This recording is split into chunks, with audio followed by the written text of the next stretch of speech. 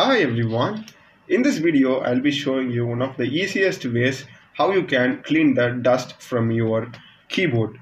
So many of you would be knowing the air cleaner, which is like a fancy tool that they use, but I don't think that is that much effective.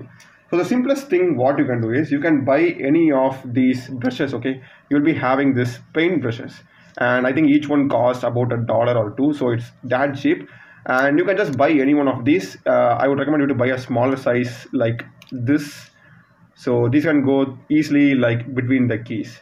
So in places where the gap is large, you can use a larger brush and you can just like remove the dust that's coming out. And in case if the gap is small, you can just use this brush and you can slightly just do like this, and here you can see the dust clearly goes.